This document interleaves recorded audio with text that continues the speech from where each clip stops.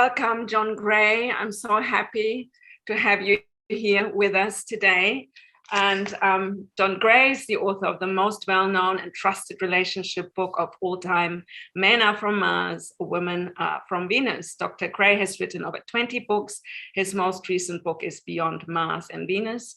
His Mars-Venus book series has forever changed the way men and women view their relationships. His approach combines specific communication techniques with healthy nutritional choices that create the brain and body chemistry for lasting health, happiness, and romance.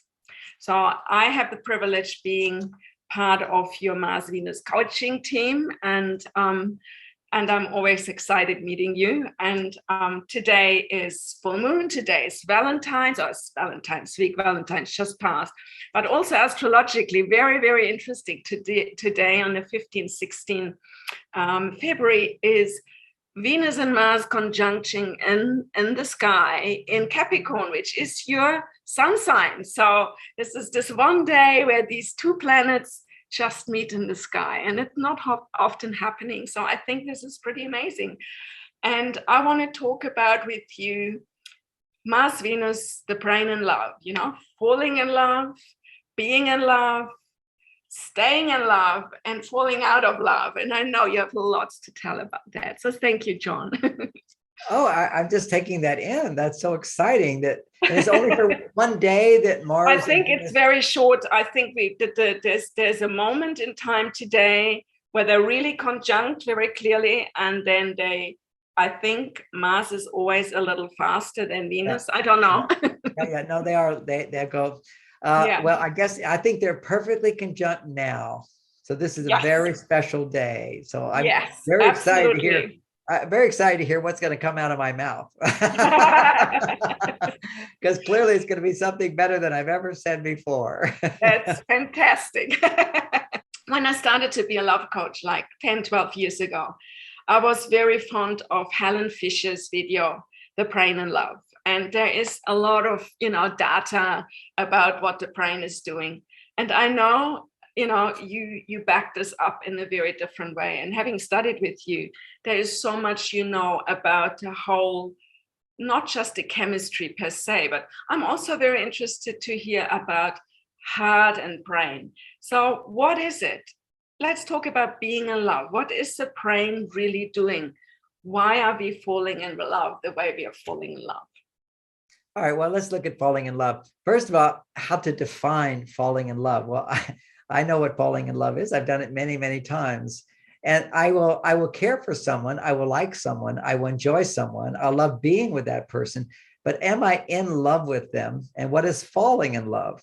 Well, I know the moment where I've fallen in love many times in my life. And that moment of falling in love is where I'm thinking, this could be the one that I stay in love with. See, it's the hope. It's the possibility. It's maybe this is the one and I'm falling in love with them. So falling in love is thinking maybe this is the one, but we don't know yet that they're the one. That's why it's not being in love. Okay, so what I know to be the case, having been married for 34 years, and my wife has passed for now 3 years. I've gone through the major grieving process, still do a bit of it still.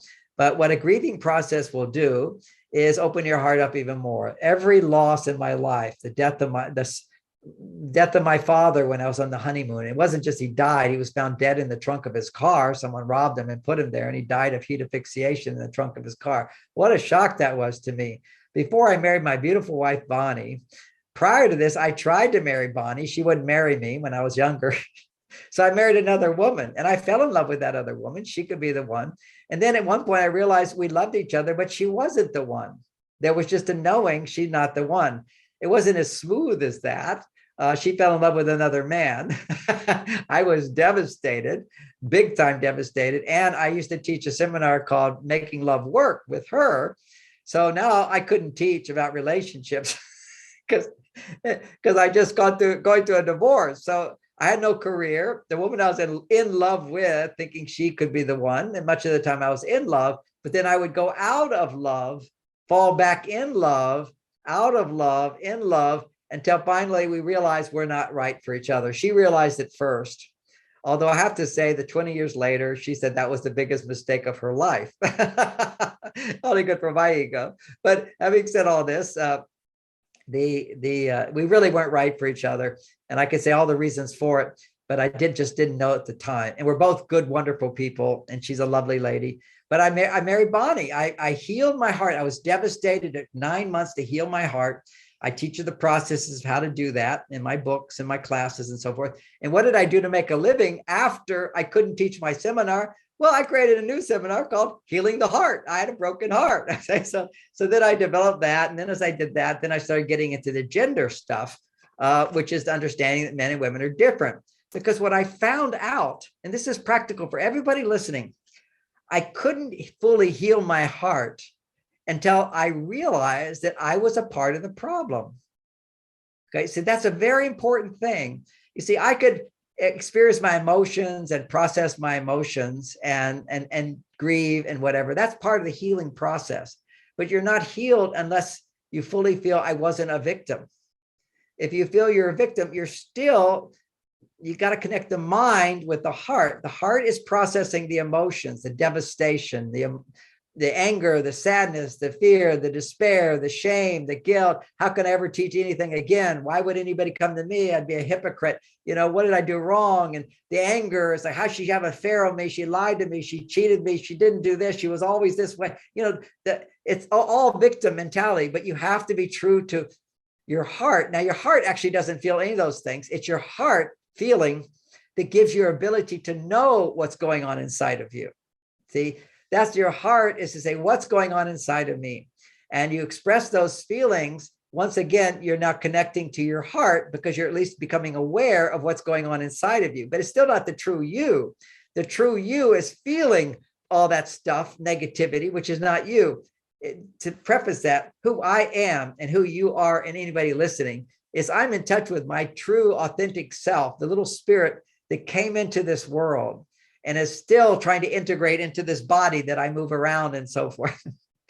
Is that spirit, that pure soul, little heavenly being, or big heavenly being, however you want to feel yourself. That being is always happy, grateful, excited, and proud, self-love. And we can talk about any of those things. They're all available to us. But what keeps us from being in touch with who we really are is all of our negative reactions, unconscious, repetitive reactions that are created through the controlling influence of conditioning of the world and our childhood. Everything, all the conditioned negative responses in our parents, we suck up and absorb in the first 7 years. And for the longest time, the field of psychology said that cannot change. And then a brilliant scientist discovered brain plasticity. With your brain, you can choose certain activities that can recondition your brain. And you can't do that, what I found, if you don't connect the brain to the heart, because it's the heart that allows you to actually feel those moments where you were conditioned in the wrong way. You can go back and feel those moments. And with your brain, your mind, you can look at it from another point of view. You see, as a child, if I'm crying in the dark, I don't know that there are people out there that will come and help me. I don't know that one day, even if I am hungry, I can go to the refrigerator and get food myself. Okay. We don't know any of that stuff. So we're in desperation, crying. I'll never get it. I get it. Then we learn that to get what we want, we have to express emotion. So whenever negative emotion, we have to cry, or we feel a tantrum, and all that is just conditioned into us. Some people cry more, some people throw tantrums more, they get angry. Some people recoil in fear. Some people feel inadequate and feel bad. They shrink down like this, they go into a feel bad position. All these are programmed in conditioned responses based upon our parents. We absorb it all. Now, some people say, I never saw my parents expressing those emotions. I said, yeah, because they held it inside. And if they hold it inside, it's even more powerful to affect you because you don't even know how. It's all unconscious. So it goes into you unconsciously and then drives your life. One of the great psychologists, Jung, he said, it's a famous quote, but I love it because I didn't know it until recently. So I'll just repeat it. And it's most people know it. It's simple stuff. And it's that until we make the unconscious conscious, it will rule our lives, and we'll call that fate. Well, that's just the way I am. That's just the way I am. I'll give you a little example of that. I remember as a boy, when I'm not as a grown adult, my first marriage, when I wasn't as conscious, I was, I don't want to go to parties. Why don't you want to go to parties? You know, I was like introverted, didn't want to go. And I am an introvert and an extrovert. I'm all things. Okay. Once I know my true self, but the introverted part of me is, I really like hanging out with people. And then, you know, she basically said, okay. But then I looked at myself, why am I this way? This is who I am. I don't like to hang out with people. I don't like social interactions. I don't like parties. And so I said, why don't I like that? Because most people, if you say to them, why don't you want to go? Oh, I just don't like parties. Well, why do I not like parties? Well, then you look, well, why is it? Well, it's uncomfortable. Well, then why is it uncomfortable? Well, a part of me is concerned that people won't like me. A part of me is concerned that I'll get in a conversation, I can't walk away without being impolite.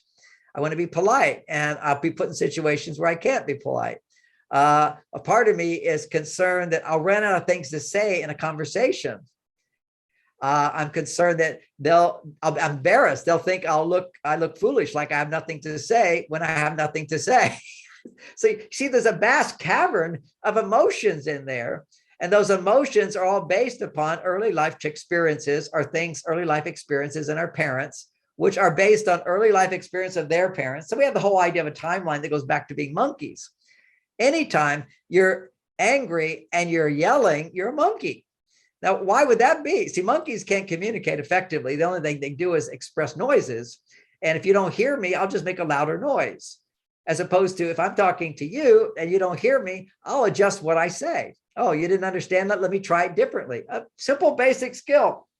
Instead of saying, you're not listening to me, this is all the women that say that. No, that's not what I said. You're not listening to me. How about say, let me try saying this a little bit differently. Or let me try another approach. See, women don't know how they turn men off. Men don't know how they turn women off. We're so fools. And yet we blame our other partners. Now, ultimately, what we do is foolish, who we are as these amazing human beings who have been conditioned to be foolish, who have been conditioned to behave like animals, to behave like children who have no supervision. You know, children without supervision are little devils. They're horrible. They fight. They're selfish. I want this. They're jealous. All this back and forth. They hit each other. I mean, they need supervision. And what supervision does is just by attending to your children, all the lessons you've learned is in a field around you. And that field goes into their field because they're a part of you. And that's how they learn. I love this example from a book written many years ago.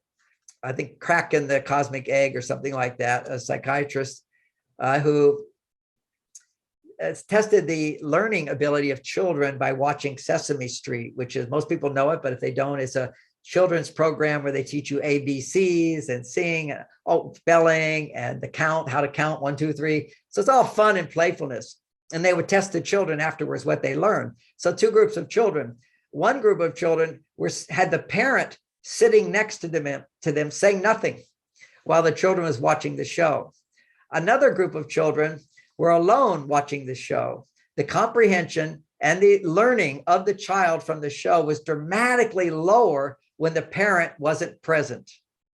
That's all it took, just the parent being aware of what their child was hearing, which I laugh now as I say that, because in America, there's this huge fight, this war going on between parents and what they teach in school. And why it's going on is because of the lockdown. The lockdown did this great thing where the parents can actually see what they're saying to your children. And they're outraged. How dare you tell my children that your identity is not male or female? You know, you could be female, little boy. You know, oh, it sounds like you're more a little girl. You know, it sounds a little girl. Oh, you should be more of a boy. They're insane. The parents are outraged about teaching racism and identity politics and all. Well, wait a second. Just teach my kids, you know, how to do the academics, please. I don't need you to teach them your values. Get out of my life. They're just furious about it. It's going to change. You'll see next election, it's all going to change in America because there wasn't parental supervision. Now we can look at like violence in America. Everybody can look at America, the most violent country in the world. We've always been that, but now 10 times more. what's going on? Well, what you have here is something very unique. 70% of the Black population of boys or girls never saw their father or don't know their father. Absence of father involvement causes dysfunction in children. Now, I know many women are listening. Oh my God, I got children. I don't have a husband. Go out and date a man. It doesn't matter. Just if you're getting supervision from a man, you see, you need the male. If you have children, how'd you make those children? With a man. If you can make a baby without a man, then fine, go with a woman. But if you make a man, you need a man to make a body, a baby. You need a man to raise those children. It's so, so important. Otherwise, you're going to have these weak men. Weak men become angry men. You see, all these tough guys who are violent are insecure guys. And only can you be angry if you're afraid. They're scared. You know, confident man doesn't get angry. And if he gets angry, he manages it properly and doesn't raise his voice like an animal. This is monkeys. So this is lack of male supervision. Now that's what children need, is male supervision and women's supervision. But more importantly, with a woman, with your mother, you need loving supervision. And loving supervision is happy supervision, happy and safe and able to love men. This is very, very important. You want a boy to feel good about himself and you've complained about his father. Are you kidding? All he's going to feel is inadequate because he is like the father. Every child has half dad in them and half mom in them. And you've got to love that father. And so maybe you're divorced because you have to recognize if you're a victim of anything, you're not seeing that you're equally a part of the problem in some way. We want equity, right? Everybody wants equity now. This word equity. That means you are equally a part of the problem. You're not a victim. And if you are a victim, he's a victim of you. And that's true. I listen to women complain about their husband wanting a divorce. I talk to the husband. He's wanting a divorce. They come to me thinking they can bring back the love. She says, I give and I give and I give. I get nothing. And he says, John, no matter what I do, it's never enough for that lady. She's never happy. How can your love grow? Those are all lies. They're fantasies. It's false information. It's misleading information. It's a narrative that's spreading the world that you're a victim. No, we're not victims. And there are situations where clearly we're victims if we're in a survival level of life. But if you're at war, you're definitely a victim. But prior to that, and what we have to see right now as human beings, Dr. Maslow, another famous psychologist, almost 100 years ago, he explained that we have a hierarchy of needs. Survival need. If I'm arguing with my wife and the house is really cold, I build a fire, suddenly it's romantic. I mean, no problems at all. I had this experience. Going to our ranch and it was really cold and the heaters weren't working. I built a fire and suddenly I forgot all of our problems. Gone. Because we were in survival. I need warmth. And when you need warmth, there's no other problem. You satisfy that and everybody's happy. If you're hungry, we see problem today is we're not in touch. We can handle we can handle our survival needs, even though we think we can't, I can't buy a new iPhone. I have to go to the bathroom. My toilet's plugged up. Oh, poor me. You can go outside and do it. We imagine our big problems. Okay. But we make a big deal out of nothing. There's nothing ever to be unhappy about. We make a big deal about it. And yet at a survival level, there is, and at a security level, somebody's stealing from you. You need to protect yourself. But these are basic things we handle for ourselves. Then comes the next need. He said the need for belonging. So the belonging part of it is you have a relationship, you have a family, you have a Republican Party, a Democrat Party, you've got a favorite team. We just had the Super Bowl, people going ballistic because their team won. Oh my God, they're so happy because that team member, that's me out there on the field winning that game. That's our side. We won. So that's again, that's a tribal level of consciousness. Unfortunately, around the world with the vaccinated and unvaccinated, we've reversed back to tribalism. Our side is better than yours. You see, we're devolving recently, and all they do, they just give messages of fear. See, fear is forgetting everything's all right. FEAR, forgetting everything's all right. And then you have, and people can argue with that, but the bottom line is whatever your situation is, you're still alive. And if you're going to die, you're still all right. It's like, what's the big deal? I'm going to die. I mean, it'd be awful for my children. If it's awful for my children, that's my mind. Think it's all, give them a chance to be more independent. there's a wisdom to everything in the universe. And isn't it nice to have a belief like that? It makes me happy all the time.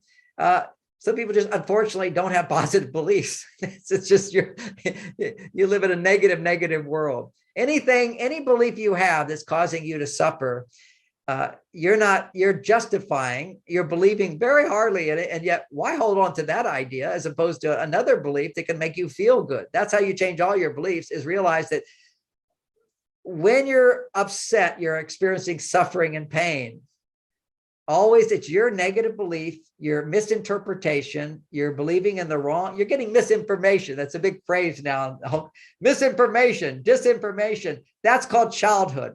Childhood is misinformation and disinformation that says you're not good enough and you don't deserve more and you have to earn love and you have to be better and you have to be the best. Otherwise, you don't deserve love. That's all misinformation we get is programmed into us. And so when we're attracted to lies and misinformation, because we're believing the big lie, which is you're not good enough. You don't deserve love. You're not here in the world for a reason. You don't have a mission and a purpose. You don't deserve. You're all alone. Nobody loves you. You can't get what you need. These are all lies. They're all beliefs inside that we have to gradually become aware of and let go of. And you can't become aware. Well, you can become aware of, but you can't change until you realize that belief is causing you pain. And you have to feel that pain, the depth of that pain. For me, there was a very deep belief. When my wife died, I grieved for 2-3 years. And the first year of grieving was mainly wailing. It's an sound. Tears and flowing, because it was a very primitive part of me that was bonded to her. See, the deeper you bond, we had a great sex life. When you have a great sex life, you're bonding at the most primitive level of your brain. You see, that's why people with great sex lives live a long life. Here I'm with a great sex life now with a new partner with a great sex life. Every man I know, all my guys in 70s, they can't even get erections anymore unless they're doing porn. With their wives, they feel nothing. They love their partners, but they don't have the power of their masculinity, which comes by being integrated spirit, mind, heart, and body. That force which rules the unconscious, that rules digestion, that rules sex drive, that rules regeneration. So, you've got the average male every year, his testosterone level at every age, now, this is a new phenomena, testosterone going down 1 degree, 1%, 1%, 1%, 1%. Now, when I looked at this 20 years ago, when I was 50, again, men were needing Viagra. Okay, Viagra. What do you need that for? I got it every morning. What's going on here? And it was testosterone. The average man at 50 had the test. Average doesn't mean everybody. It's just average. Is half when he was a young man. I'm at 70 and mine is 50% higher. Okay, I'm more passionate and more all that stuff. Every year passes, it just slowly goes up, up, up, because I understand the dynamics of masculine and feminine, how the feminine increases masculine in your partner, how the masculine increases feminine in the partner, the power of heterosexual relationship, the power of heterosexual marriage. Right now, what's going on, another narrative, is to denormalize. Even with a very small percent of the population, we're going to denormalize heterosexual marriage. This is the average beyond average. This is the history of humanity, is the attempt, doesn't always succeed, is to have heterosexual love so that a child can grow up in heterosexual love, because that child has a male and female side. Now, I know who I'm talking to here. A lot of people don't like hearing any of this stuff. Okay, you love it because you're an enlightened person. So I know a lot of people out there are just like, what is he saying? How dare him saying that men and women are different and how they're so different. So let me address that, okay, for a moment. You can choose to have any lifestyle you want. It's up to you, okay?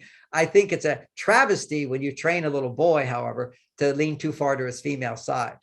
If you want to do that as an adult, indulge in your sexual carnality and your bestial urges and whatever, that's all fine. What do I see it as, watching a parade of people walking around naked, flaunting their sexuality. I don't want to bring my child to that because they don't understand it. It's too soon for them.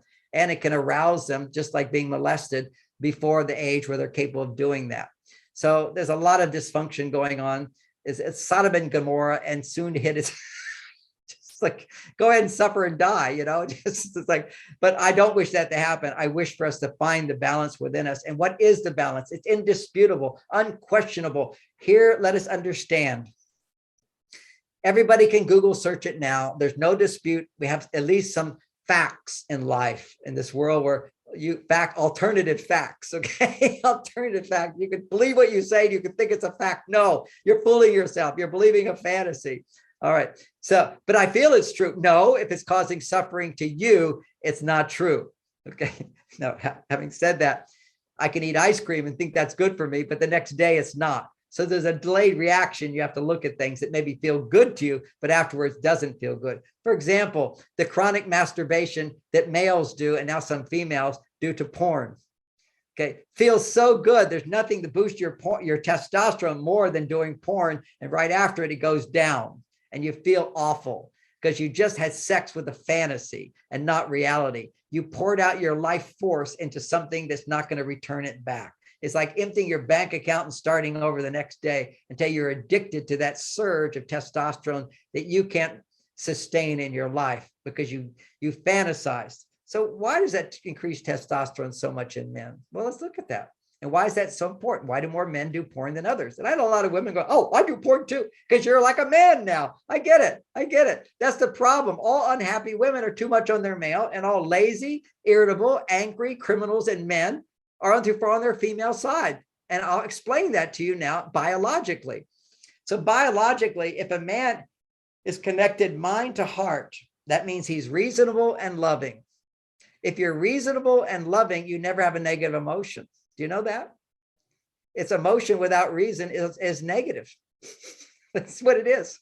Because there's no reason to ever have a negative emotion, but we're not connected in harmony. So we find reasons to justify our negativity. And this is why women have to learn how to see that they're not victims. Men have to realize they're not victims, but we create our problems, and we have the solution by first being accountable, okay? And understanding how we contribute to our problems. Not that other people don't contribute to our problems. Clearly, they do. All right. Now, the foundation of this, your simple Google search. Okay. Go look at normal, healthy estrogen levels for a woman. And go to normal testosterone levels in a man.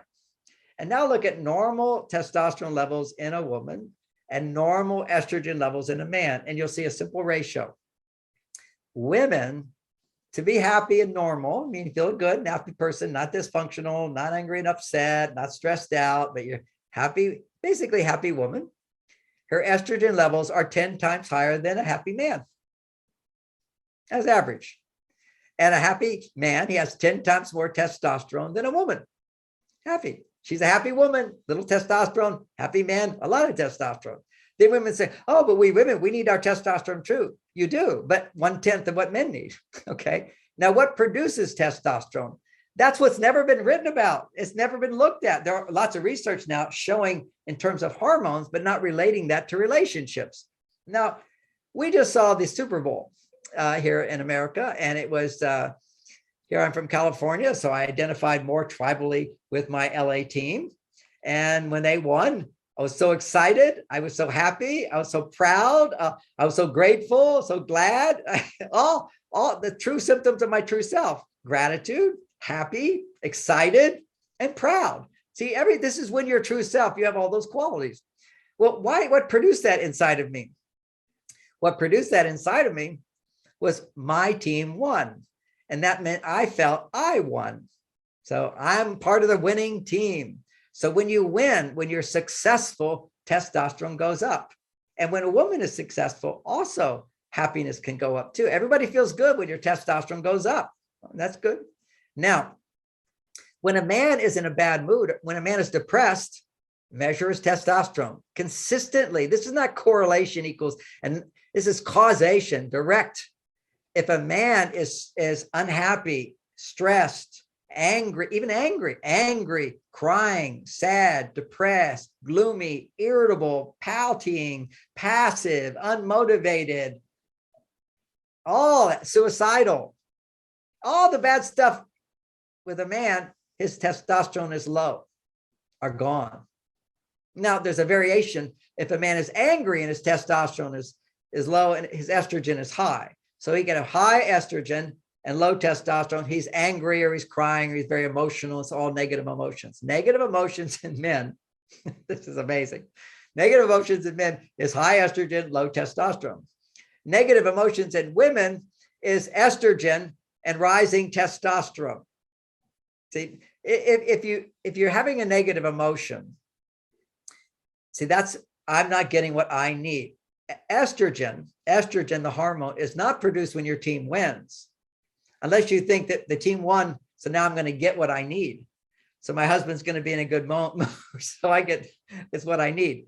Being in touch with what you need, getting what you want, the anticipation of getting what you need, anticipation of getting what you want allows you to do something very unique, which is if you fall in love with a man, you can now say, I can depend on him to get what I need in this relationship. That's called being in love. That's estrogen. Now, when a woman actually has an orgasm, and there are two kinds of orgasms, we'll talk about the best. When she has the best orgasm, what she's feeling is, I can let go and trust. That's it. It's a feeling of I can let go and trust. When you trust, what do you trust? I trust that I'm safe. I trust that I can have what I want. And ultimately, I trust that I can be who I am. It's a letting go of protecting all the time. You know, we're wearing clothes. What are we doing? We're always protecting ourselves. I don't want you to see me. I don't trust that you'll see me with love. When somebody earns their way into seeing you, then it's based upon life experiences of I can trust, I can trust, I can trust. When you're trusting to depend on someone for something, as opposed to protecting, that means I trust these clothes will protect me. I trust that I can protect me, which is interesting because women do trust clothes. That's why they're way into the fashion industry than men, you know.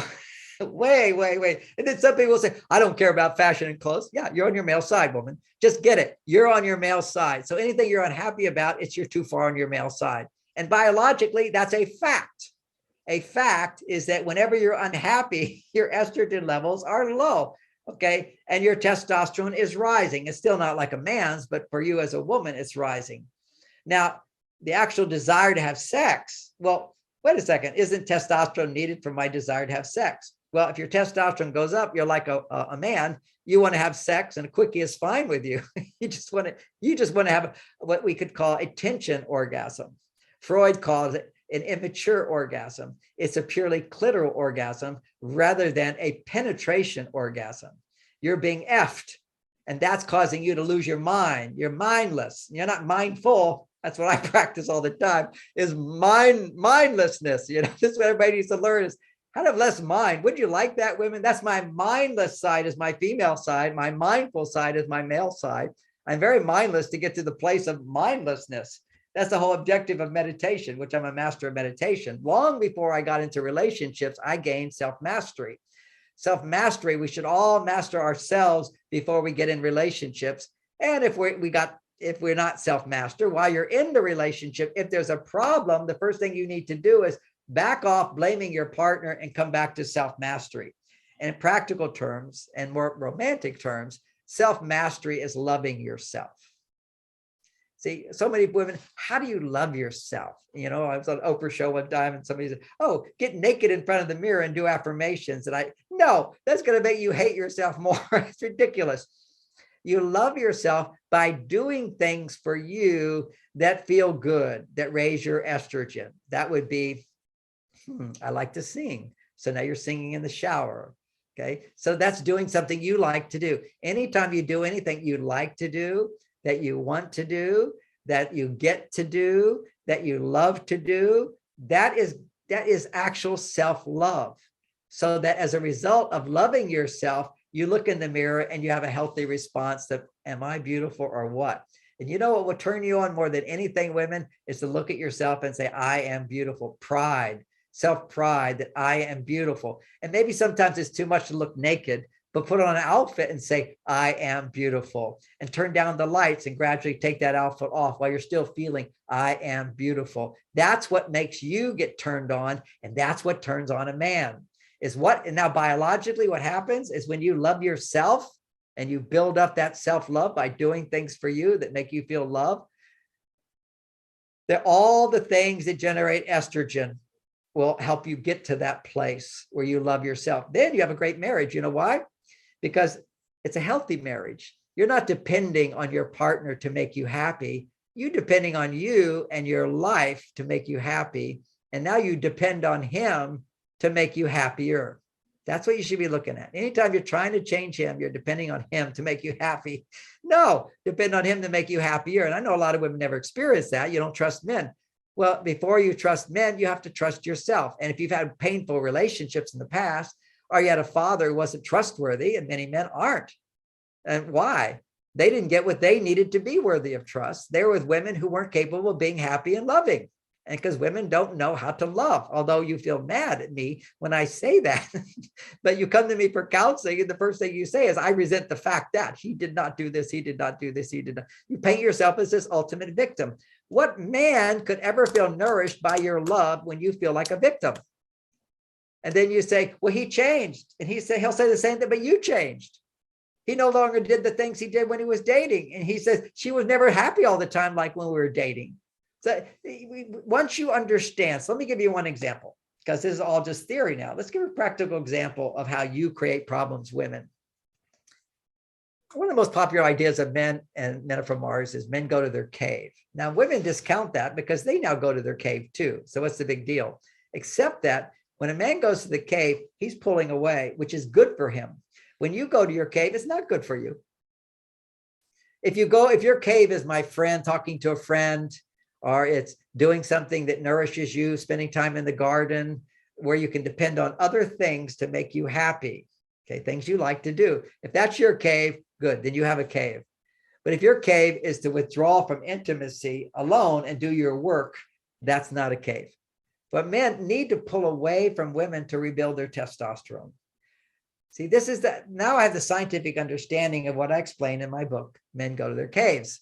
Now it's a big phenomenon in America. Oh, every man's got to have his cave. He's got a cave. But then you don't know how to get him out of the cave, women. So the art to all this stuff. He goes to the cave, and then some guys, the cave is more fun than you because you're no fun. So he'll just stay in the cave all the time. How do you get him out of the cave? First, you have a very friendly attitude where you don't take it personally when your man pulls away. Women say to me, what do I do when he's in the cave? That's called Venus time. Have a life. What do you do? Because women actually say to me, well, he gets to do what he wants. What do I get? You get to do what you want now that doesn't depend on him, whatever that may be. But clearly you are missing something from him and you keep looking for it, and you'll never get it until you first give it to yourself. That's the self-love. Then you're not so needy and so demanding of him to change, but you love him as he is. That's what love is. I accept you as you are. I appreciate you. I understand you. I accept you. I'm non-judgmental. I care about you and I can trust you. All those are quality of love.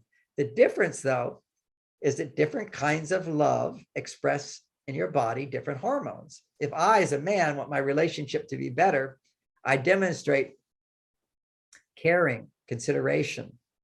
Like Valentine's Day, I ordered flowers with a little balloon, so it arrived on Valentine's Day, and wrote a little note. Wrote all my children little notes that says, I care about you. I care about you. You're a priority. I didn't do that for anybody else. They're special. Expressing sentiment, being affectionate, touching in a non-sexual way, noticing, seeing, prioritizing. That's called I care about you. Now, a lot of men don't really concretely get what it feels like to care about your partner. Imagine somebody's mean to your child. You become very upset about that because you care so much about your child. You're motivated to protect your child. Another example I can use to help men connect with their caring, you don't have kids. You buy a new car. So obviously you bought a new car. Paranoid all the time. Is somebody going to scratch the side of my new car? And then I remember when I got my Tesla, somebody did scratch it. And basically, oh, my car. It's like they scratched me when they scratched my car, because it's easy for men to identify with their cars quite often. For most men, for me, it's true. And I love my car, but I love my wife a lot more. But loving her means that if she's hurting, I go, oh, I'm hurting. See what that is? It's called empathy. Empathy. Oh, I'm hurting. Feel what she feels. And that's the next need, is caring, which leads to understanding. Stand in her shoes. Don't judge her. When she's unhappy, don't try to explain why she should not be unhappy. That's how we make it worse. We don't give her a chance to find her happiness again. And how can she find her happiness again? It used to be for my dad, just come home with a paycheck. That made my mother happy. But women, if you're getting a paycheck, his paycheck doesn't mean much at all. So how can he be loving? Because to feel love, you have to depend on someone for something important for you that you can't get alone. Just get that, digest that. You have to depend on him for something you can't. You can love yourself. You can massage your body, but it's very different when he massages you, and very different when he massages you in places where you don't want anybody else to see or touch. You can't do that for yourself. And if you want to feel safe, you want to really produce a lot of oxytocin, then you do it with a man. A man makes love to you. Why? Because you feel so safe with another woman touching you, women being undressed together. We're all the same. We all look the same, whatever. It's not special. It's special when you're not showing anybody else except this guy. When it comes to guys, you're not going to show your body to all these guys. And the women who do show their bodies to all these guys have dampened sexual energy. This is what's happening today. As women are all dressing so sexy, they can't have orgasms.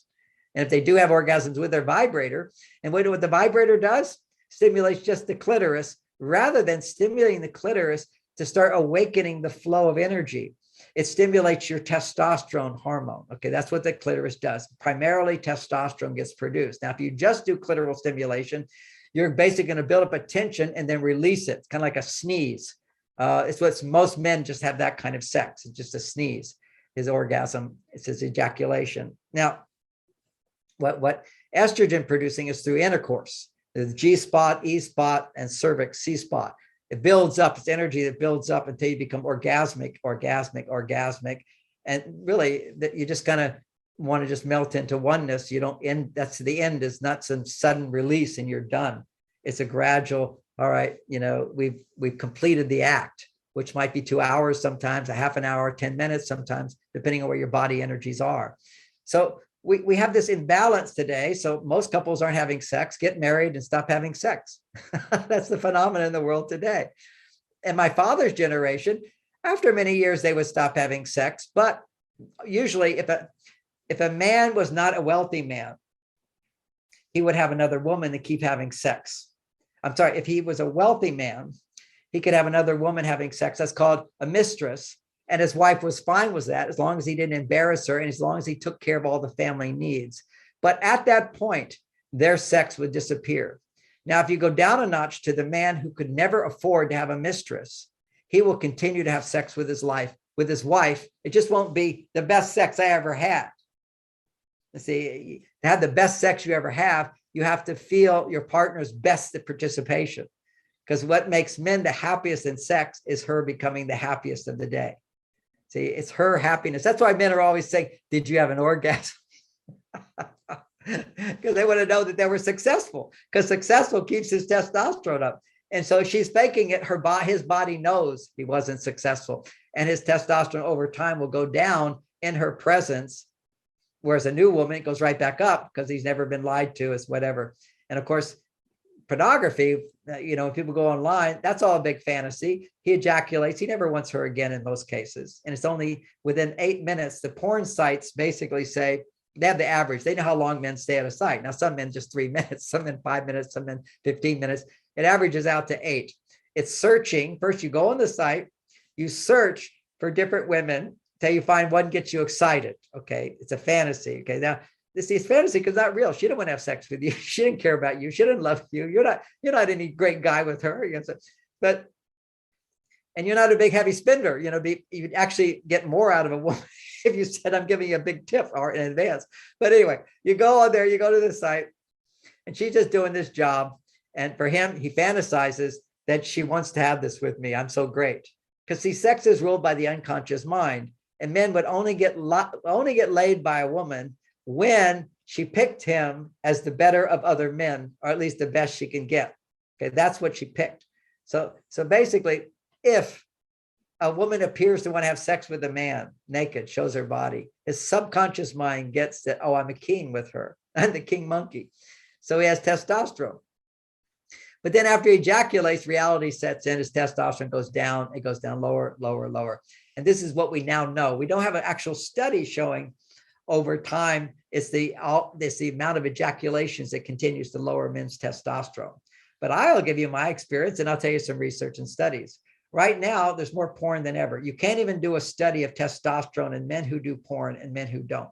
Can't do that study because there's no men that do porn. One is here. My testosterone levels at 70 years old are 50% higher than when I was a young man. I don't do porn and I don't masturbate. If you look at Freud, you look at Jung, you look at these great minds. I'm looking at the guy who, the biggest genius, Michelangelo and all these big geniuses, Tesla, amazing guy, he was pure celibate, never masturbated, never ejaculated. This is a life force. Now, I'm not saying every man has to be that way, but what you can learn is not to ejaculate all the time. So research has shown that if a man ejaculates once a week, then on the 7th day, 6 days of no ejaculation, on the 7th day, his testosterone levels increase 50%. And if your testosterone increases 50%, it will go back down to your baseline the next day. And that they've done the research. This is proven again and again and again. If you go 6 days without ejaculating men, on the 7th day, sex will be great. Okay. It'll be, if you have to masturbate, you don't really have to, but if you masturbate at least once a week, the best thing, if you have to never masturbate unless you have to. And if you have to, it's because you're stressed. Then what you do is you don't use porn. The fact that you have to use porn to masturbate already means you have to use fantasy to feel good. Are you kidding? You don't want that pattern. You want to have the reality, a truth. So these 20-year-old boys now have 20% less testosterone at 20 years old. Their baseline is 20% lower than the average baseline of a 20-year-old 20 years ago. This is porn, dramatically weakening our whole society. And the problem for women, estrogen levels are dramatically lower than ever before, as evidenced by, I don't have statistics on that generally speaking, except that women having all of these menopause problems and many women needing to take hormones in order to feel good and whatever. They can't make the hormones of well-being. And nobody's ever talked about behaviors specifically for women to raise your estrogen and testosterone in men. That's a big breakthrough. No one's talked about, never before. You can reprogram your body to experience hormonal balance through Beyond Mars and Venus. That's an amazing book for people to check out. If you're in a relationship, you just read a few pages with your partner, already you'll be resonating with each other. It's pure truth. And then when it comes up, some women go, oh, that's not me. Then just relax and go, okay, that's me on my male side, me on my male side. What does he suggest to help you come back to your female side, and how to communicate to a man so he can help you come back to your female side? And when you can do that, your children will grow up feeling confident, capable, law-abiding, respectful, successful, motivated. They're so much easier to handle, because you're basically, anything you reject a man for, you're rejecting the masculinity in a boy. He's now not good enough. And you're pushing down your daughter's ability to trust men. And then she becomes more independent. You see, as a woman, when you don't trust masculinity to be there for you, you become the man. And when you become the man, you're not on your female side. What you want to learn is how to be on your female side and bring the man into you by appreciating him, trusting him, accepting him. When you do that, you're now appreciating, accepting, and trusting your own male energy along with your female energy. You don't have to become the man. You can be a woman and have the power of a man. And what does that mean? You'll find that when you're balanced to both these things, that you get to the higher level of what Maslow talked about is self-actualization. That's finding your mission, fulfilling your purpose, getting to a higher level. Then he said the next level up is unconditional love. That's what I have, unconditional love and wisdom, but it's 70 years in the process here. So, the problems just disappeared in my marriage. Why? Because, something upset me. I go, oh, this is some childhood stuff. It's a trigger. I'll go back and process it, come back and give love to my wife. No need to ever complain, to argue, get mad, all those things. But where does your passion come from? Polarity. A man's in his masculine energy and a woman's in her female energy. That's who we are on this physical plane, and that makes us attractive to each other. This is even biological. When a woman's estrogen goes up, she produces a particular smell that a man's nose, he has little flaps inside this nose, they're pheromones, that's what they're called. You don't consciously smell them. Your body recognizes them and raises your testosterone as if you're a man. If you're a woman and you're in the presence of man with testosterone, that goes up in your presence. That's even more powerful. One is you just have a man out there, he's got high testosterone. He's going to activate your estrogen levels to go higher. There's no question about that. But if in your presence, his testosterone goes up, then your estrogen shoots up. That's why, in some cultures, they worship the penis, because the penis in a man they have statues of penises. I mean, they worship it with ghee on it and everything. It's amazing what a healthy outlook they have about the man's penis, just as we all have a healthy outlook of a woman's breasts and her body, and women's body is beautiful. When these cultures, they see the man's penis is to be worshiped. This is such great stuff. How many women do that? This is like, because you don't appreciate masculinity. This is your power, that you can control this thing. You, by your love and affection and warmth and appreciation, can make that thing fill up with blood and rise higher and higher and higher. That's actually a reality. You should go, that's me. That's my power. Your power on your female side is to get other people to serve you. That's why when you choose to marry a man, he kneels before you. See, men are there to serve you. And if they're not serving you, you're not nurturing your female side. Your female power is weak. And so you want to nourish your female power. Just doing your hair to look beautiful. Beauty is feminine power. It attracts people to you. They do things for you. So what's female power? Female power is the ability to do less and have other people to do more for you. You get to do what you like while they do what you don't want to do. That's female power. Get that. Don't become the guy who's working so hard. And masculine power is, look, I can do the dirty, dangerous, difficult things, and I'm happy. I'm happy doing it because I can do those things knowing that I can provide for someone to love me. And that's so much, it's great. It's great to be a man, and hard to be a man if you don't have the knowledge of, if you don't have a mentor, you have training, encouragement, forgiveness, acceptance. Boy, it's really hard to be a man.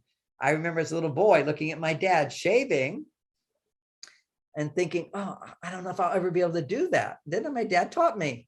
See, it's just, I had to be taught. That's all. Then it was easy. But, then the next, how do I make enough money to support a woman? I don't even make money for myself. Dad says, yeah, you'll get there. Well, I'm training you. I'm teaching you. See, he has to see it, and he has to see his dad being loved for it and appreciated for it and so forth. Otherwise, he feels lost. We have all these lost males on the planet. Most people may not know, I don't know about Europe right now, but twice in America, twice as many women graduate from college as men. And then they say, where are all the men? You mean men with jobs? You mean men that make as much money as you? See, there's this big illusion that they, again, victimization of women. There's this big illusion that women make less than men for doing the same jobs. No, women make less for doing jobs that men don't want to do. So that's a statistic. If you look at the lowest rungs of society, women take on those jobs because they usually have a baby and they're pregnant, and they can't do jobs that require like 10 hours of work, sometimes 12 hours of work.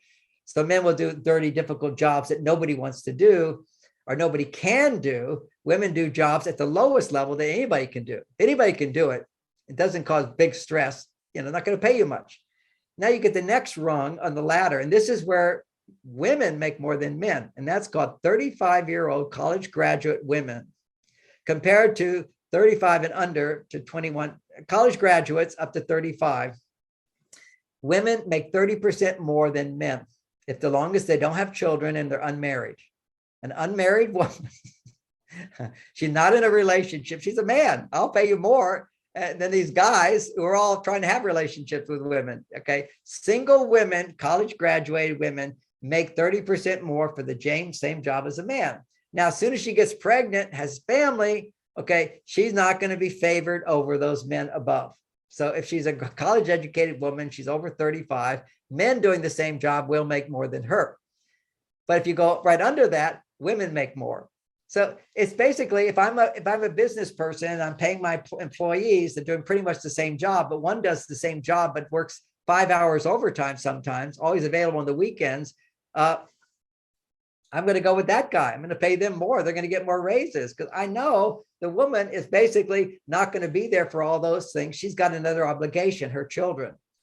And you can't just say, well, you shouldn't do that. You can't do that. We want equity. Everybody gets the same amount of money. Okay, the guy's not going to work for that 4 hours extra. This is like the destruction of society, what's going on. It's a foolishness. I want to use these 3 words in America they're using. And then we have to finish up unless you have another question. But it's equity is everybody gets paid the same. Let's just look at that part. That's what equity means. Everybody gets the same result. Whether you're black, white, brown, whatever, it's just everybody gets the same. Whether you're more competent or incompetent, we should all get the same. It's like everybody wins the trophy at a baseball game. There's no testosterone production. That kills testosterone. What produces testosterone is competition. If I'm better at something, I get paid more. If I'm more productive, I get more. Imagine you have a sales force and everybody gets the same amount of money. Am I going to be motivated to put in those extra hours to do stuff? No. Motivation in the male part of us, and all of us, the male part of us needs, if I don't succeed, I get less. If I succeed, I get more. Oh, that seems so heartless. That seems so terrible. Everybody should get the same. No, that's not the reality of life. Just as men and women, we should all be just the same. No, that's not the reality of life. Oh, we should all be worthy of love. You can be way overweight. Why aren't you just as attractive as women who are not overweight? No, you're more attractive if you are your healthy body style. It's all about sickness. If you're overweight for your body shape, you're not attractive. But we can't even say that in America. Fat shaming, you can't do it. Say somebody's fat. And I get the sensitivity. I don't want to say it's something fake, but I would say on the news every night that you have an 85% chance of dying with this COVID going around if you are obese. You need help. We need government support, not a vaccination. We need someone to coach you at home to lose weight. You need a parent. You need somebody supervising you. We don't need to put people in camps in order to get them vaccinated. We need to put people in camps to lose weight and let it be fun camps. You see, we can't do that. We have to make everything okay. Everything's not okay. It's not okay. So next thing. So equity, men and women are not the same. And to try to make us the same is believing a lie and putting us completely into confusion. I don't know what I am. I don't know what I am. And the amount of marriage has gone in half with gender neutrality. The amount of divorce continues to go higher, but there's much less divorce. So you could say, oh, there's less divorce. There's not more divorce because more people, twice as many people are not getting married today. They don't even get together. They can't make a commitment. Males are too weak. Women are too mistrusting. So we're just going to be in the moment and indulge ourselves in what makes us happy in the moment and then split because we can't work through things. We don't have a commitment. We don't have strength. We don't have self-love. All those things are missing as we have equity of men and women the same. Oh, we're going to have inclusion. Yes, and there's a healthy part of inclusion, which is to help people along the way, include them in the journey, as opposed to just excluding them. So the homeless people in San Francisco, oh, we're going to give you free drugs because we're going to be so inclusive of you. No, to be inclusive, you need to realize these are children without parents. We need to take them by law out of the city into rehabilitation camps where they get fed and they get educated because they're a drain on society. It's not in any way loving to allow someone's dysfunction to rule their life and affect everybody else. But you don't punish them, but you take them away from what they want to do because they're dysfunctional. They don't know how to function. So that's the loving parent, has to wash the face of the child that says, no, I've got mud dried on my face. I don't want to take it off. Somebody has to be wise in this society, thinking we're being loving by allowing them to just live on the streets. A horrible thing, horrible. And then give them drugs and then permit that to occur should not be allowed. So we have to be strong and loving at the same time. We become an indulgent, sex addict, drug addicted, anger addicted, complaining addicted, sick society. And all starts with equity and inclusiveness. Everybody gets, you want to be part of my family, just live on the streets. So we have to have a healthy inclusiveness, which we take them in, we include them in the education that the healthy people got, and you get to have that. Was that equity, inclusion? Well, I forget the other word they used. It's everything we're doing now, and the main narrative on the planet is going in the wrong direction. One of my favorite stories that somehow has been taken off the internet, nowhere you can find this, but it's the history of Egypt and the slaves that they were subjugated, the Jewish people. The Pharaoh subjugated the Jewish people, and to keep them from rebelling, he made a law that women had to do traditional men's work and men had to do traditional female work. So the men were the homemakers and the women were the outside workers. It was the women that built those pyramids. All those pictures are wrong. It's women slaves on the outside, men slaves on the inside. And by reversing the gender, confusing the gender, what you got is a people who are willing to be enslaved, are willing to allow a government to control them and tell them where they can practice their religion, what they can do, what they can say, where they can shop, what they have to do. They're slaves. Sound familiar? What's happening today? You want to go here, you have to have my approval. You want to go here, you must have my enslaving humanity by taking away gender. And 20% of the Jews did not buy along with it. Right now, 20% of the population with the initial vaccination said, not me, not me. 80% got the vaccination. Then people woke up. They only got the first shot. 60% got the next shot. Now 40% got the booster. And you'll see 20% will get the next booster. And after that, hopefully humanity has woken up and we will not be enslaved by other people's thinking. So when you're in a relationship, where is the slavery? Let's say you have an angry husband and you don't know how you're creating an angry husband, then you're going to feel enslaved by him. What do? You're stuck. You can't get out of it. I get it. Women don't see how they're a part of every angry man. He gets angry. And by the way, when a man is angry, men listening, your estrogen levels are soaring. You're becoming a woman in a man's body, which is dysfunction. And one of the ways you show it is by being angry and destructive and mean and cruel. Meanness and cruelty and whatever in most men is never going to occur because there is a psychopathic element of brutally treated children. But the fact that if you marry one of those, you have a problem to be attracted to that. So that's how you can take responsibility for that. But let's say they're reasonably a healthy person, reasonable person. What you do when a man is angry is you do the worst thing instinctively. You want to talk more. You ask him, why would you say that? How can you do that? You don't love me. Where are you going? You can't walk away while I'm talking. And then he says, you say, you're not listening to me at all. And he says, look, I love you, or I understand what you're going. No, you don't. You don't. How do I think you would do that? And you ask a question. You get him to talk. You bait him to talk. When a man is angry and upset, the worst thing you can do is bait him to talk. He should not talk. And of course, you should not speak. That evokes him to respond back. Unless you can say, will you just listen to my feelings and not have to say anything? And I need to talk. And you could preface that by saying, I don't need you to fix these, solve anything. I don't need you to change anyway. And in a healthy relationship, you can even say, it's not really a big deal, but I want you to understand how I feel when you don't call me, or when you leave your socks on the floor, or when you do this or you do that. All the normal kind of domestic squabbles that couples have that just build into resentment that then makes people crazy. You basically, this is not such a big deal, but I just want you to know when you don't turn out the lights and I'm always falling, I start to resent you. And if you could remember it, make me really happy.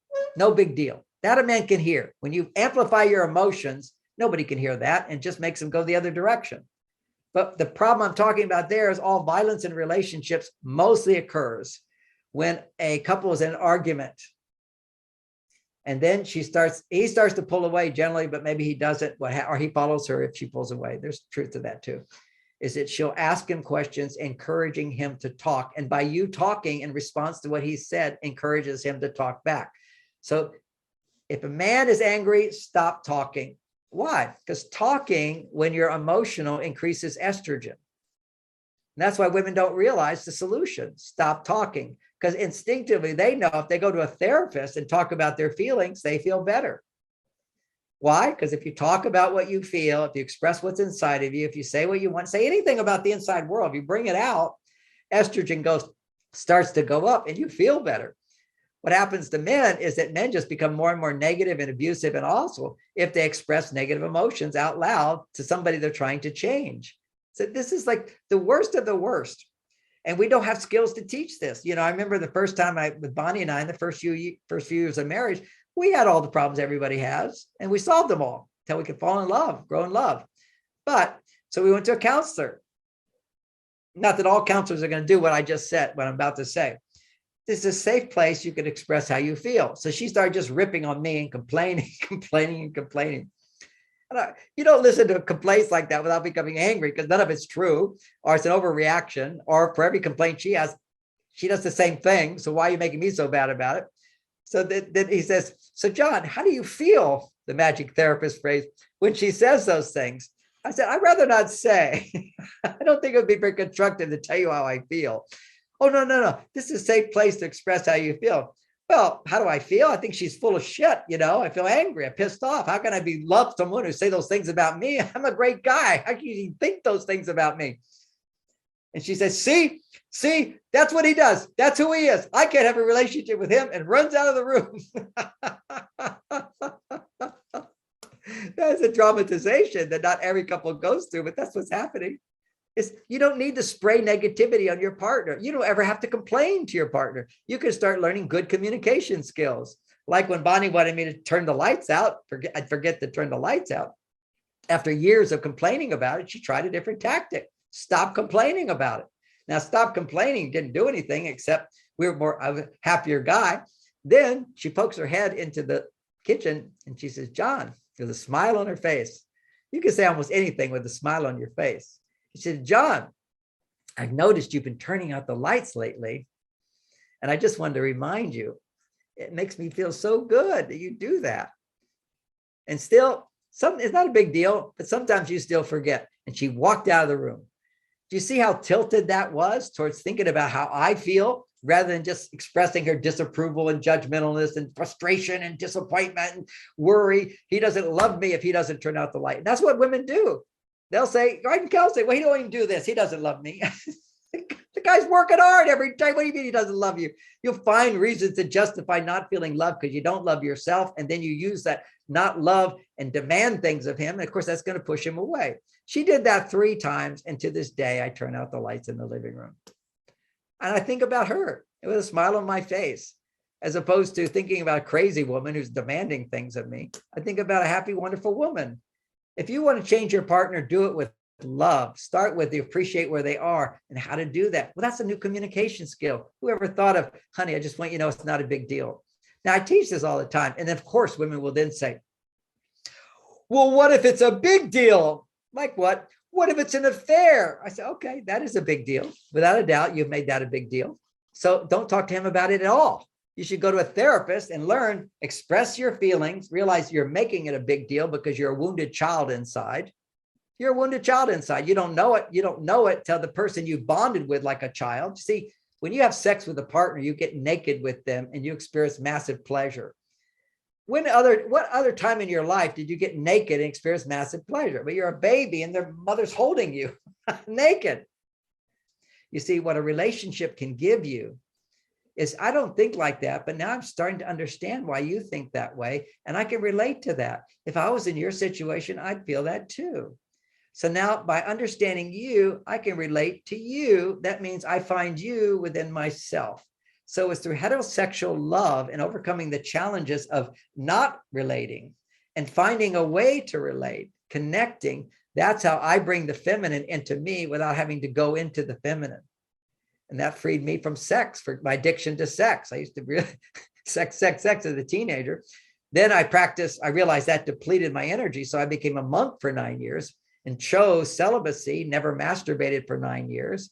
And then prepared through self-mastery, not letting primitive desires overcome me, then choosing only to have sex if it's with the person I love. All this random sex and masturbating to fantasy is destroying our culture. Not that you're a bad person, you're addicted.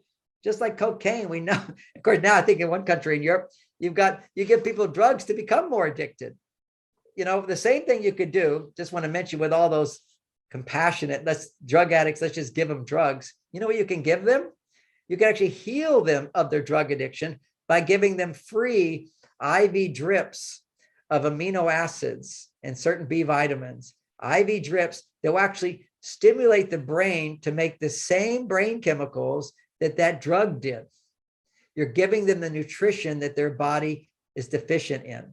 By giving them the pre-digested nutrition, your body, see, I learned this when I had Parkinson's 20 years ago, which was brain dysfunction. And in there, I was in a room of 9 other addicts: cocaine, Oxycontin, smoking, sugar addiction, other addictions. And we're all getting this IV drip of pre-digested proteins and B vitamins. And nobody had withdrawal symptoms as we gave up the drug. See, that's why they can't give up the drug. It's that you're now dependent on the drug. You no longer, life can't give you happy. You're more dependent on the drug. So give your body what it needs, and the dependence on the bad thing goes away. And you could free people from all addiction by feeding them, understanding nutrition, not starving them. Our lifestyle today, starving people of love and good nutrition. We can solve all these problems with wisdom and not. It starts with mom and dad being present for the children as a man and a woman who are balanced in their love for each other. There's a polarity, and it's that polarity that keeps the sex life going. Once the sex life is gone, it's because you have no polarity. As a woman, you don't feel safe to be vulnerable with your partner. That's it. You can't have an orgasm with a man if you don't feel safe to be vulnerable with him. And a man, you can't want to have sex with her if you can't be vulnerable with her in your desire to please her. You see, for a man to want to please you is extremely vulnerable. That's his vulnerability. I'm basically saying my happiness comes from you, so I want to please you. And by pleasing you, I can be happy. And the role reversal is that women walk around thinking, oh, I'm going to please him and then I'll be happy. No, your happiness should not come primarily from pleasing him. Your happiness comes from him pleasing you. And to the extent he doesn't, that means you're not already pleased by yourself and your life. So learn to be happy and look to a man to make you happier. Now, all of this can train you to do this. And I have a 6-week women's course at marsvenus.com, which is called How to Get Your Me Time. Your me time is basically all the activities that will increase estrogen. A lot of women think, oh, I don't need me time. That's all I got. I don't have a man. That's why you have a man, is your me time is producing testosterone, not estrogen. Then you learn, and How to Get Your Me Time, how to produce estrogen when you're living with a man. See, how to set boundaries, how to ask for what you want, how to get what you want from your life, how to find that balance. Now, for men, we have a course on great sex. Of course, that's for both men and women, but men really like this. Everyone likes my course on great sex. You've got to have the skills in the bedroom. And also, particularly women, you've got to have the skills outside the bedroom. Why am I not saying men? Because you're in charge of bringing that out of a man. I can tell a man what to do, but so can you if you come back from a place of happiness. Your happiness only comes from knowing how to get what you want from a man without him knowing. See, this is like so powerful. If I could have in a couple, one of you read my book, it'd be the woman. Because you have the power to change a man. Men, you only have the power to create a place of safety for a woman to find herself. Then you have the power to make her happier. And that makes you happier as well. But you can't actually bring your partner back. But what a woman can do, see, I'm not me. I can ask him, give him these tasks to do that any man will do to help you come back to your female. And that's by learning how to communicate, how to know the important things which are necessary to produce estrogen, and how you can say, do, behave in ways that will stimulate testosterone in men. And men have to learn ways to produce testosterone without depending on a woman, that are healthy, that don't take away from the relationship. Yeah, a guy can do porn away from the relationship. It's not healthy. There's things men can do to produce their testosterone, which one of the things is simply cave time, pulling away from depending on your partner to make you happy. You know, you have constructive work where you get paid. That's one. Two is in your off time, you do things that you're learning a new skill. You're getting better at something. You feel confident at something. You're challenged by something, but your livelihood is not dependent on it. That's what's called cave time. And there's a lot of different ways to have your cave time, which is called rebuilding your testosterone. So now you can enter the world of a woman. You can go into her by learning all the things you do that will make a woman have sex with you. Actually, is how you going to your female side. So I wrote a whole book on that called Mars and Venus in the Bedroom. But better, most entertaining talk you'll ever hear on sex is go to my class on Secrets of Great Sex. And for everybody, we have a free introductory course to all my ideas. I know I've been all over the place, can't teach the world in a few minutes, But this book is how to get everything, this free course is how to get everything you want in your relationships. One for men, single women, married women, or couple women, or coupled man. And in that, you'll get the basis of how tomorrow you'll start getting more, and it builds. It's not like all at once. How to get everything you want doesn't mean tomorrow you're going to get it. But you don't mind it because you realize the only reason you're not getting it is you. And as you change you, not your partner, you start getting more. I'm so grateful. Thank you, John. Oh, I mean, you touched on so many things that are so essential and really linked to quite a few questions I had prepared. And yes, we are a little bit on a timeline, but I want to touch on something if you give me permission to continue a few minutes longer. Yes. I'll give short answers now. In my research, there came something up about a particular little hidden part that is described as a part for positive illusion. Now, I interviewed in very deep depth Dr. Bruce Lipton on his honeymoon effect. And I mean, he is creating this line, create heaven on earth. So I want to say, positive illusion, is that possible? Can we actually make it up so that it is in life really happy? Biologically, I'll come back to reality here. The scientists have found with their brain scans that when your blood flows to the left prefrontal cortex, you're suddenly not being controlled by your instincts, not by your limbic system. Primarily, you're being controlled by the front part of the brain, which I will mention that whenever your hormones are out of balance, you have decreased blood flow to where you can change your life. It goes to the middle part or the primitive part. What you want is blood flow through the whole brain. Okay, like making love, you're in your higher self, particularly when you realize your partner is God and you're having sex with God. And that's spirit, that's mind, that's emotion, and that's primitive sex drive, ecstasy, is all that together. Now, I have that. It's taken a lifetime to get that. You don't get that overnight, but that's the direction. If you follow my directions or other people that teach gender differences in a positive way to improve communication, people teach spirituality, meditation, that can help all these, so many different things. Like what you just said, you got all these things, but are you mood making? You're just living in a fantasy. Now, falling in love, by the way, is a fantasy. The difference being in love is reality. Falling in love is the fantasy of I'm imagining I'm with this person and maybe this love will last forever. They could be the one where I could share my life forever. Maybe this is the person I don't have to look anymore. Nobody wants looking for love. I mean, wouldn't it be great if you always know you got a source of love? Now you just look for more, but you've always got that background of love. Okay. So this is falling in love is the temporary illusion that this is the right person. Reality comes in when you can be with them for a while and you discover that they are able to provide what you need. But I imagine, so I do a story for this real quick. In my early seminars back in the early 80s, I remember this one. I got an audience in front of you. I said, now I want you to just imagine the power of imagination is that, as you know, I'm a best-selling author and actually, I wasn't a best-selling author then. I could do that now. But I could say, what you don't know is that my parents are billionaires and they've given me the job of finding good people so that they could get more money for their good deeds. So if they come to imagine this to be true. And so all the people that come here that I'm now given permission by my rich parents to give you a check for $1 million. And we're going to be writing out those checks right now. Now you imagine now we're writing out those checks and we're handing it out to you. How do you feel? You feel like a millionaire because you believe that that's going to happen. Now you're so excited. And then what you do is, now I say, now, it's $1 million. The check's going to take a week to clear. Let me just quickly, I'm going way over time. Can I call you back in just a few minutes? I'm just finishing up. Okay, bye. So imagine this is true. You're going to have $1 million. So you're going to be happy right now. You're going to feel like you're a millionaire. That's being in love. That's living in the fantasy. So now I'm in love. Now, the great thing of living in the fantasy is I'm actually producing all those hormones of being in love. Well, that's great until reality will set in. And I say to you, it's going to take 7 days for the check to clear. So you go ahead and deposit it. But during those 7 days, what are you going to do? You're going to start, you're going to bring into reality your fantasy, right? You're going to go spend money.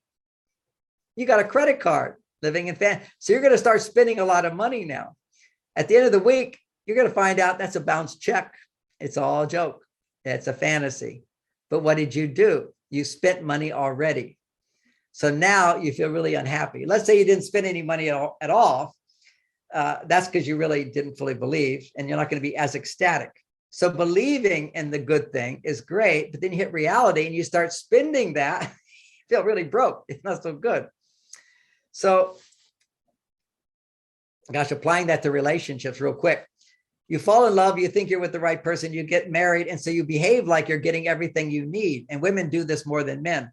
So you behave like, actually men do it in a different way, but you behave like you're always going to get what you need. So you give a lot. And he, on the other hand, is feeling like, oh, finally I found love. Now I don't have to work hard for it. It's kind of like, I made my millions, now I can retire. So he's going to give less and you're giving more because you imagine you're getting so much. So naturally your female thing is to give back, give back, give back. So he gets more love than he deserves. He didn't do anything for it. That kills his motivation to give more and kills her ability to be happy. This is like crazy. So living in the fantasy is powerful, but then we have to live in reality. Now, how do you do that at the same time? See, the fantasy is the power of attraction. You can have whatever you want, okay? Your thoughts create reality. Everything around you, you can pull it into your life. A lot of people read those books that got so excited, then they're depressed. It didn't work. I keep doing it. It didn't work. And then it's a catch-22. Then they say, well, it's you're not believing. If you continue to believe, it will work. And he said, yeah, but it's been 3 years now. It hasn't happened. What happened? It says, oh, so now you're complaining. You see, you're not believing. If you're believing, then you're living in the reality. But it's a fantasy. You still don't have money. You didn't get your new car. You didn't get So what to do? So this is a lot of people get fooled in life because people say, you'll have this and this and this, and then you don't. You're kind of upset. All right. So falling in love is a big fantasy. Living in love is reality. So what is the way to balance all of that so you get it all? Prefrontal cortex. The left prefrontal cortex, whenever you're super optimistic, and that's what this is about, being super optimistic, right? So what's going to happen is you're going to have all these pathways in your brain which develop from being super optimistic. So in your life, you're going to have more activity in the left part of your prefrontal cortex. That's positive people. Now, pessimistic people, and there are people just pessimistic about everything. Yeah, prove it to me. Yeah, she said it this time. Let me see if you do it next time. I just don't know. And, stock market is in a crash. You never know when it is. It might be tomorrow. So you're always looking at doomsday, the problem. Yeah, he washed the dishes, but he didn't wash this glass, or he didn't wash that spoon. It still has something on it. This is the pessimistic side. I can't fully trust you. So that's also fantasy. The fantasy that life isn't wonderful. The solution is probably consciousness, is it? Would you say? No. That's a very naive statement. Consciousness means nothing to anybody. Okay, everybody's conscious. All right, okay. Everybody's conscious, but it's consciousness which activates both the left and right hemispheres of the brain. Yes, a consciousness that will recognize both sides, the negative and the positive. Yeah. This is what when you're in a relationship, if you're loving, you're anticipating getting what you need. And when you don't get what you need, what happens is you stop believing that you can get what you need, which is a lie. You can. Yes. And so you have to look at, but the truth is I'm not getting what I need. That's the negative. And then you have to combine the negative with the positive. I'm not getting what I need, but I can get what I need. All I have to do is change my thinking. So, but I have to feel the part of me that says I'm not getting what I need. I can't just be optimistic all the time. I can't just be in denial that I'm not getting paid. I'm not getting love and support. I'm not getting healthy. I'm just getting fat. I could just be eating ice cream and being happy all the time. That brings us back to doing and the daily rituals and the way we live and what we say and what we do ultimately is the basis for all the happiness and the success in a relationship, really. It brings us back to the moment by moment decisions we make about our life and our body and our mind and heart, is it? To share with our partner that which is positive about us and not dump them with our negativity, is to realize our negativity is the illusion. When you combine negativity with positivity, then you conclude the negativity is the illusion. Now, how do you do that? You go, oh, I don't have any money in the bank, but I have the ability to make money. So now you have both things together. There's no money in the bank, but I have the ability to make money, and take those positive and negatives together. You get an integration that gives you motivation and the ideas of how to go make money and solve this problem. Solving a problem is the integration of there's a problem and I'm the solution. The reality is there's a problem and my partner is not the solution. That's the big lie. And you can do all those things to make you happy and fulfill whatever. But if you think your partner is the source of your happiness, that's the lie. That's the takeaway of all I'm saying is your partner triggers the part of you that thinks they should be the source of your happiness when you're upset. And your partner's job is to make you happier if you can make yourself happy. It's very easy to fall in love and stay in love with a woman who takes her own happiness. It's her responsibility. And it's very, very powerful if a man in his relationship, when his partner is not happy, he takes responsibility for how he is contributing to her unhappiness and what he can do to make her happier. But that requires her being honest about her unhappiness, that he now knows how to help her. Men helping increases the male hormones. Being helped increases your female hormones. Then your brain goes into balance. Thank you, John. I so appreciate your time.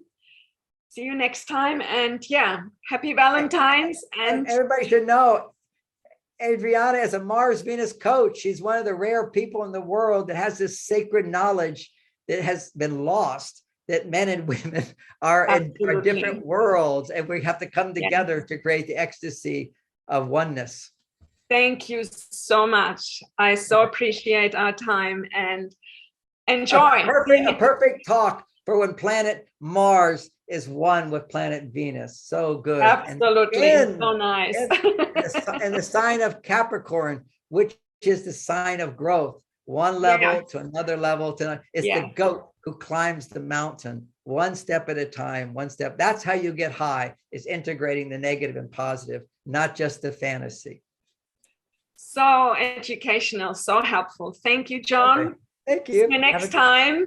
All the best. Thank you. Continue on bringing the light of love into the world. Thank you. Thank you Mars, so Venus much. coach there. Okay. All right. Thank Bye-bye. you. Bye-bye.